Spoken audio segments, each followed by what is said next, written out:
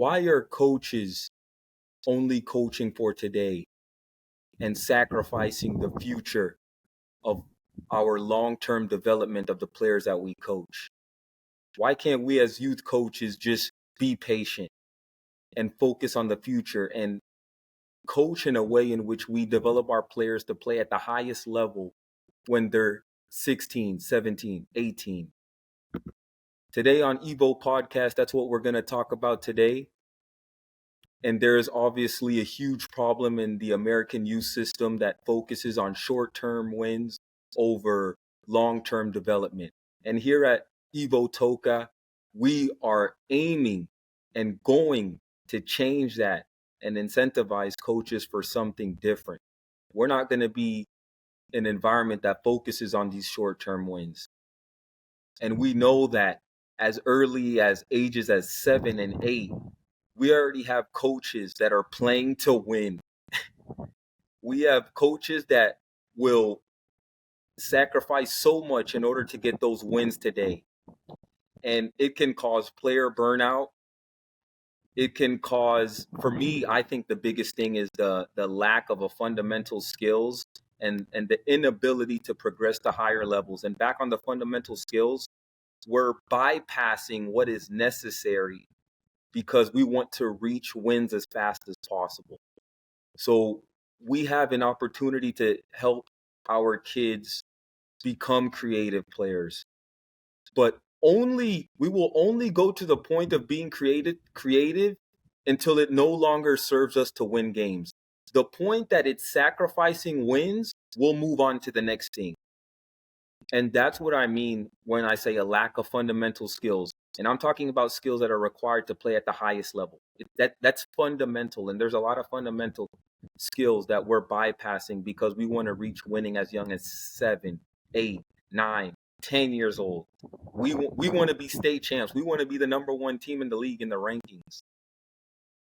And obviously, I'm sure that I'm not here to blame coaches entirely. And to be honest, there's some other groups that I'll name, but I won't blame them as well because it's a system. And you can't blame people. You got to blame the system. I mean, you look at the role that parents, so many parents are just, my kid has to play on the top team at 8. All the kids on his team don't understand the fundamental skills. So we got to move to another team that understands the fundamental skills. But what you don't realize is you're judging fundamental skills based on who's winning today and not based on who's doing the right things. Parents will say whichever team is winning, that team is doing the right thing. For example, I had a parent, good player, good 2 players, they were twins, leave my team because my team of 9-year-olds were not passing it enough. But the teams that we're playing, they're beating us because they know how to pass, they know the formation, they know all of this stuff. So you got that pressure that coaches are facing. And if you have a really good players, you don't want to lose games because you're going to lose those players. So the parents are putting pressure on you. And that's just another role. I mean, it's just a win at all cost mentality. And there is a place for that, but not when the kids are, I would say probably maybe younger than 15 years old. At some point that comes into play, but not when they're 6, 7, 8, 9, 10, 11, 12. And we're winning today, but we're losing tomorrow. And the biggest thing is that you don't see these results right away. So you have kids that are winning at the youth level, but as they're winning and as time is progressing, the gap is widening between what is required at the highest level and what we're coaching our players to do. So on one sense, locally, you're going like this, but in another sense, because you're going like this at the wrong time, you're also going like this as far as the level that you want to go at. So this is the level that we want to develop players, and we're kind of going that way as they're little kids, but as time goes by, we get more structured, more formation, and we just dip dip further away from the level that we want to. But when you're at the youth level in America, you can't see that because all you see is, oh, we're winning, we're being ranked, we're going around the nation, we're getting the best players.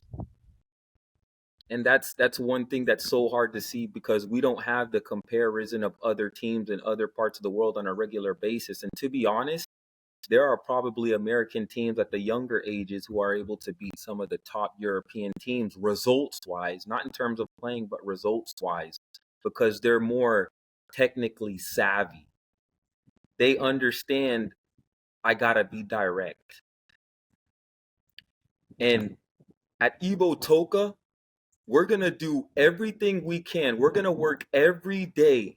We're gonna use every opportunity to promote the coaches that are focusing on long-term development.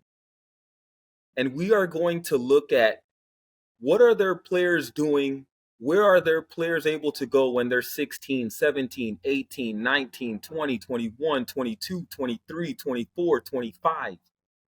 Those are the coaches that we're going to be rewarding. Those are the coaches that we want to see flourish. Those are the coaches that we want to see with the best talent in America when kids are 6, 7, and 8, because we know they're going to make use of it. Now, it's one thing if we say as parents and coaches, hey, all we care about is academy. Once they're over 18, we don't care what they do. And if that's the case, then that's a whole different thing.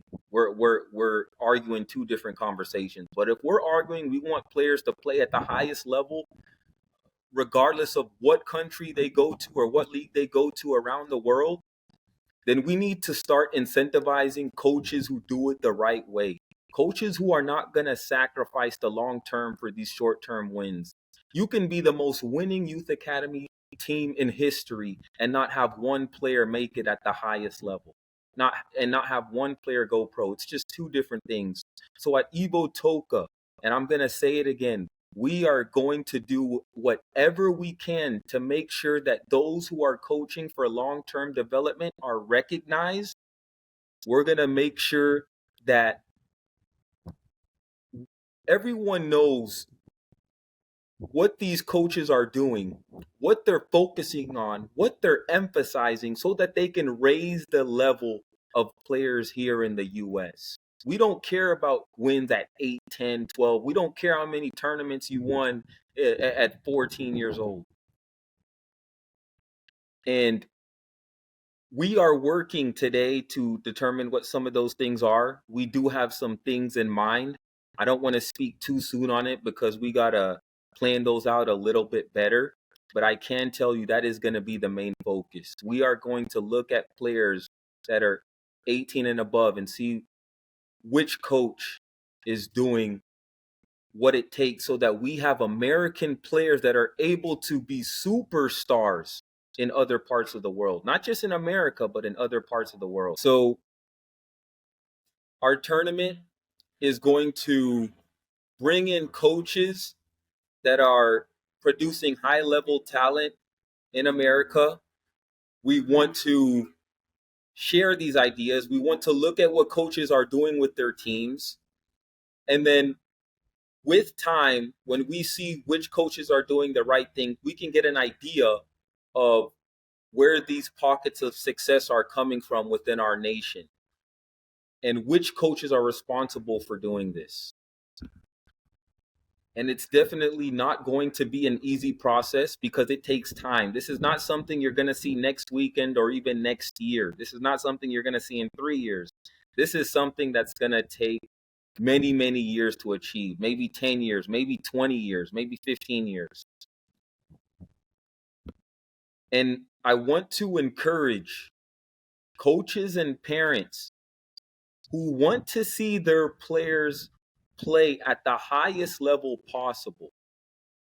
Look for coaches beyond just wins. There are coaches, I'm sure there are coaches doing the right thing and they are winning at the early ages. And that is due to, most likely, I would assume, experience, because in order to do that at the younger ages and win at the same time, that does require an understanding that a deep understanding of the game, that you can't look at two winning teams and assume that because they're both winning that they're both doing the same thing. They could be doing two completely different things. One coach could be helping the kids, one coach could be hurting the kids. So you have to look beyond the results. So I just encourage you, whatever team you go to, think about the long-term result that you want, and do some research on what is it that these great players that we see, what do they focus on when they're kids? What do their coaches focus on? Look at their environments of where they came from.